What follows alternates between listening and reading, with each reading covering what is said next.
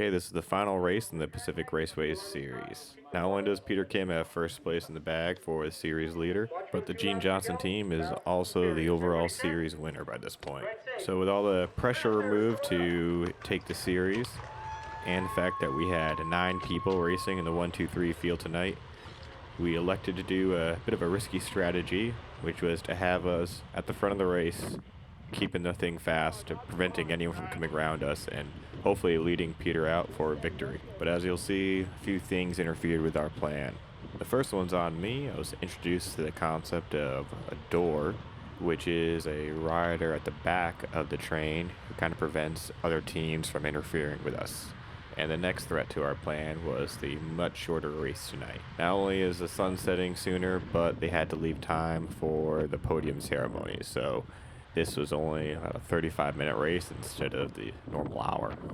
So that means they had to squeeze in a lot of preems in a short amount of time, which pretty much turned this into a points race. So we're going to try to ride tempo when almost every lap is a preem, causing the rest of the field to initiate constant attacks that we have to smoothly shut down.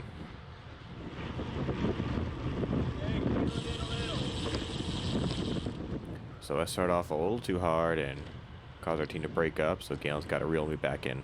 And as the team comes by, you'll see me make my mistake. The door concept is new to me, and already I forgot that Eric was the door, so I should have filled in front of him. Instead, I let a gap form and have him close it, and now we are out of position.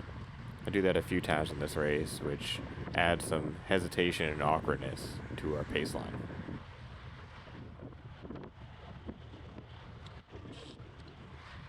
This is the part of the track that tends to break our group up.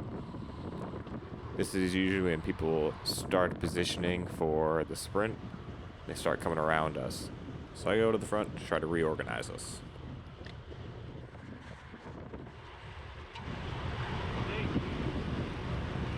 Yeah. Slower and shorter, okay? Okay. Got 35 minutes. Stay in the rotation. And this is what we wanted the race to look like the whole time. Good amount of people rotating up front, keeping it fast. Eric and Randy acting as the door, with Peter resting behind him.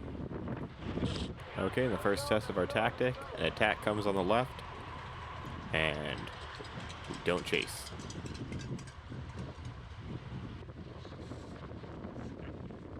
But a few people chased up to that group, and not only we're no longer on the front of the race, but there's a gap. So I move around Andy to fill it in. And while I understood what to do when we were in control of the race, I'm actually unsure how we respond to another group of people being in the front when it's not us. Do we just sit in and let them drive the pace, or do we try to work our way around them? And if so, does one person go up, or do we move up as a team? And it looks like Galen and I have the same idea, which is to move up, and we both go on either side. Chad comes with me, and we reestablish the plan.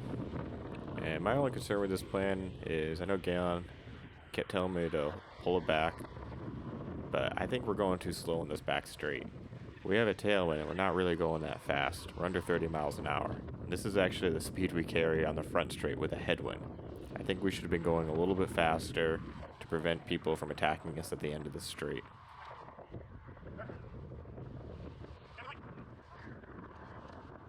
Here comes the lead out for the first preem. Going into the final corner, we got Tyson, Andy, me, Galen, and then Peter. But Ian from Audi finds a faster wheel to follow, and he takes it.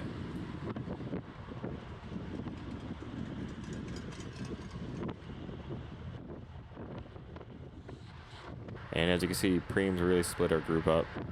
And since there's so many preems tonight, we spend lots of time just trying to get back to the front and getting into position again.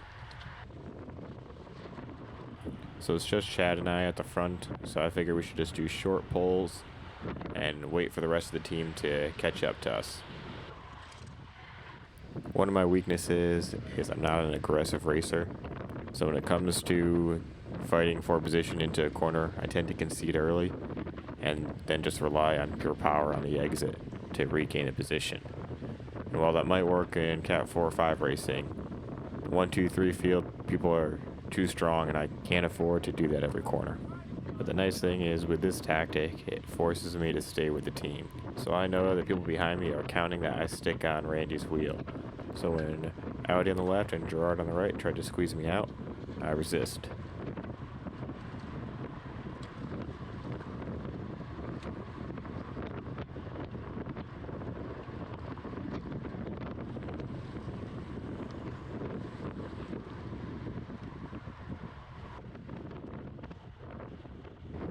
And with the help of a lead out from Galen, Peter takes that preem. But I know both of them to spend a lot of energy, so I tried to catch up to them to let them recover while we wait for the rest of the team to join. So as expected, a counterattack comes on the left, and the team plan was for us to ride tempo together and just slowly reel those attacks in. However, I see this two Audi riders, and they have a gap and some momentum, so I realize this could be a bit of a threat, letting two people get away. So I get on their wheel. And my plan was to soft pedal when it was my time to pull to allow our team to catch back up and control the front of the race. And as we finish this turn, I can see what their plan is. The Audi rider in front of me is going to soft pedal, allow a gap to form so that front Audi rider can go along and take the preem. But I'm not going to let that happen, so I start a chase. But once he turns around and sees me and the rest of the field coming, he gives up on this attempt. Sorry, Gage. One-man show out here.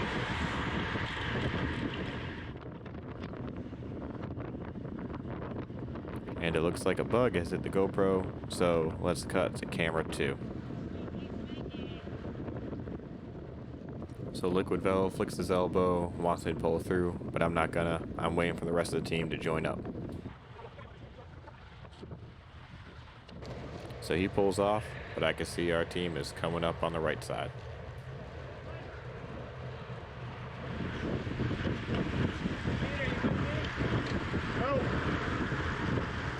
So Audi has disrupted our lead out and got between Peter and Galen.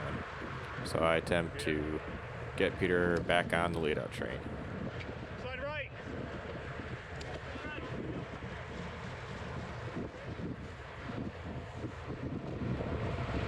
You got Peter.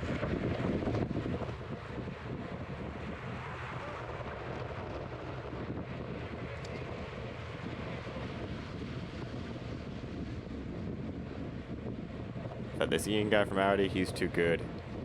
He's gotten in our train. And Chad sees that Peter's not behind me, so he tells me to go for it. No, Chad, I can't sprint. And Peter loses it by a foot. In hindsight, I should have tried to sprint to come around Galen from the right, which would have forced Ian to maneuver around me.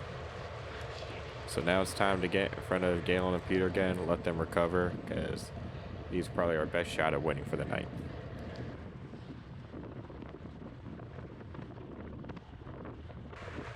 I can see our train is breaking up, so I join this line on the left, try to get back up to the front, and reorganize us. So it's just Chad from our team up front, and I see a move coming on the left to try to take this preem. So I move to get in the back of this group, not to tow up anyone else or to contest this preem. I just want to make sure there's someone from our team who's going to be able to respond to any post-preem counters. Sure enough, Audi attempts a brake. So I chase to make sure they don't get away. And just as I catch him, I realize he's going way too slow. He's holding back, so I check over my right shoulder and I see the counter.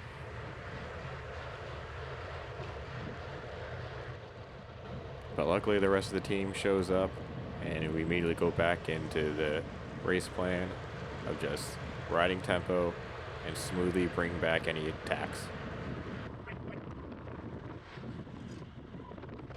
So we've got the Audi guy within striking range. Galen and Peter move up, and I sweep for him. Got it.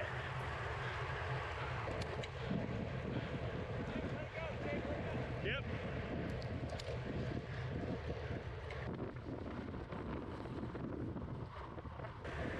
With that primo over, let's get back to the front and reorganize.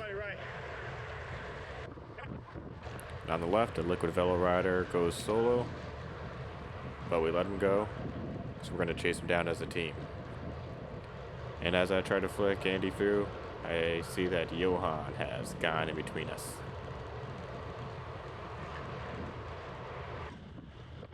So it looks like Ray's following the chase group, so I stick with the team plan of just working together.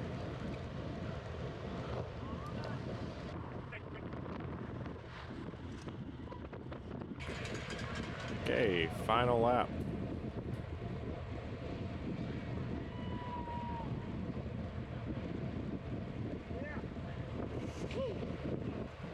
That was close. Okay, end of the straight. We've got the whole team together. It's looking good. Yep, over there.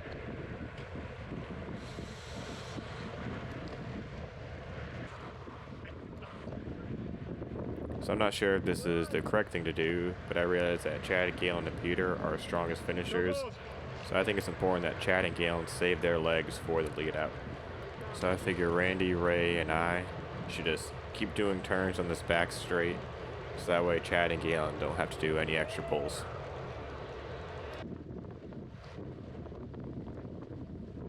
So at this point, I'm looking for Peter's wheel because I'm going to sweep for him. So as I see Peter come by, I plan to get right behind his wheel, but I hesitate. I'm not used to seeing Eric in red, and for some reason I thought he was Galen, and I decided to do a little double take. And that bit of hesitation caused me to lose Peter's wheel.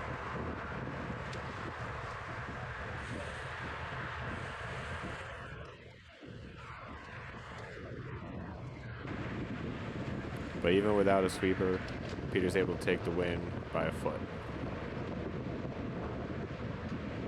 So the plan was ambitious, and we weren't able to execute it at 100%. But it was great practice, and we were still able to get the result we wanted in the end. And we get a beautiful sunset to wrap up this series. Couldn't have really asked for a better season. I was able to get second place in the Cat 4 or 5 field. I was able to help Peter win one more race and watch him stand on the podium for the overall series leader.